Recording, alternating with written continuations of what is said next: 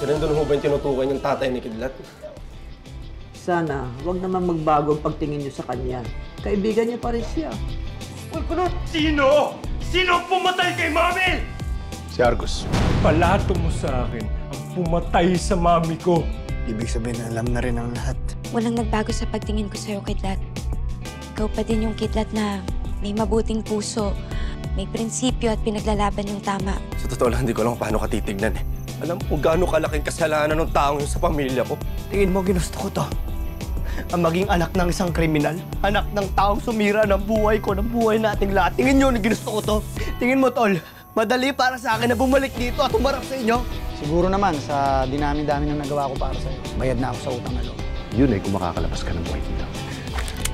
Nandito ako para singilin ka sa pagpatay ng mami ko! Sana lang talaga mahuli na yung si Matos sa matigil na laman to. Kailangan natin mag-demand kay Rendon na malutangin yung anak niya si Matos. Gusto mo makaganti sa kanya? Ikaw rin, di ba? Magpatayan kayo sa isa't isa. Matira matibay. Sino mabubuhay, siyang lalabas dito. Ayop ka, insan! Siguraduhin mo lang di kita mahanap!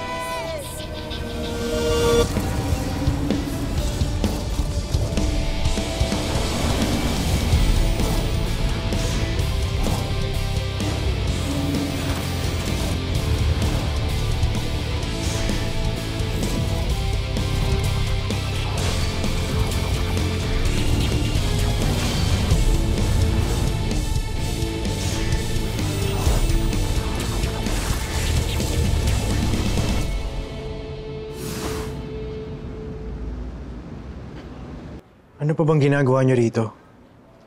Sa kulungan na ang bagsak namin, di ba? Sira na ang buhay namin, tanggap na namin yon. Hindi sira ang buhay nyo, hindi masisira yung buhay nyo. Kasi kahit ako nanggaling ako dito sa pangangalaga ng social welfare. Nandito kayo para ilagay kayo sa tamang landas. Hindi nila kayo pababayaan dito. Ako nga, binigyan nila ako ng pagkakataon na bumangon muli sa buhay. Kaya nyo rin yan. Ang sabi niyo, tutulungan niyo kami, di ba? Pero para rin kami nasa kulungan dito eh. Pinabayaan niyo lang kami. Hindi totoo yan. Kaya kami nandito para suportahan kayo sa prosesong ito. Kailangan kayong dumaan dito para sa pagbabago. Alam niyo, ganyan din ako nung una. Alam ko may pagdududa. Normal lang naman yan. Kailangan nyo magtiwala na magiging maayos din ang lahat. Dahil ginagawa rin namin ang lahat para mahuli yung taong nanamantala sa inyo. Si Matos. Ano? Malaya siya? Akala ko ba nahuli na sila ng mga pulis, pati si Vergel? Nakataka sila. Pero may magagawa pa tayo. Hindi ako maasa kami sa kooperasyon nyo. Naisuko ni Rendon ang anak niyang si Matos. Sana matulungan niyo kami. Anong pwede namin gawin?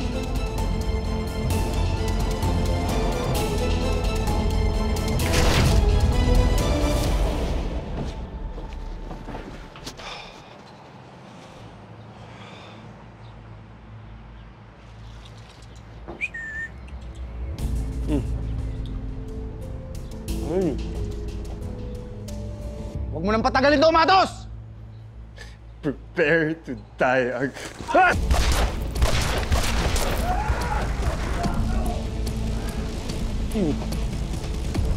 Argus, labas ka dyan!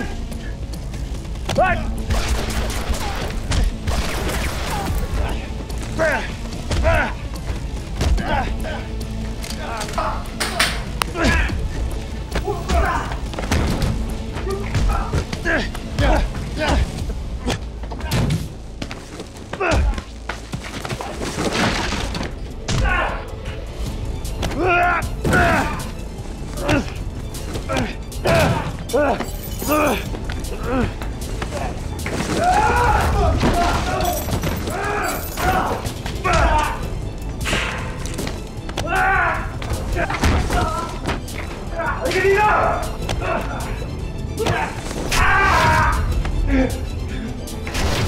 May mga nagsasabing hindi daw totoo ang paratang kay Matos Victor, na sinisiraan lang siya.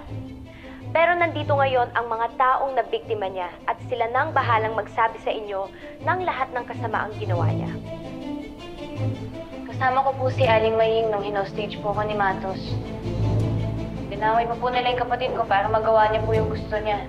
Sinamantala niya ang pangangailangan ko para makuha ng promosyon laban sa mga taga-Riles. Dati kami mga tauhan ni Matos. Kasama kami sa mga batang ginamit niya para makipagaganti sa mga taga-Riles. Nahuli kami ng mga pulis. Akala nga namin, lahat kami magkikita-kita sa presinto. Pero malaya pa pala ang mga amo namin. Pinaniwala kami na totoo ang paghuli ni Rendon Victor kay Matos. Kaya siya raw ang aaresto sa anak niya. Imbes na dalhin sa kulungan, tinago pa ni Rendon si Matos. Rendon Victor, kung meron kang respeto sa posisyon mo at tungkulin mo bilang anti-crime czar na hulihin ang mga kriminal, isuko mo si Matos. Dahil kriminal yang anak mo.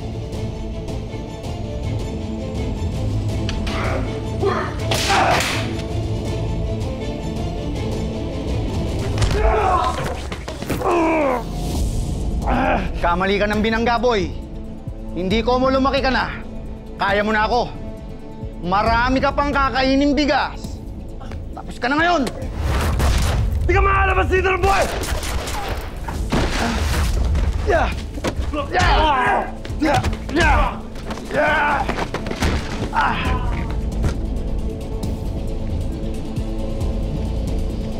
Boss! Parklan! Boss, tama ka na naman! Boss! Habulin mo! Habulin mo! Boss! Boss!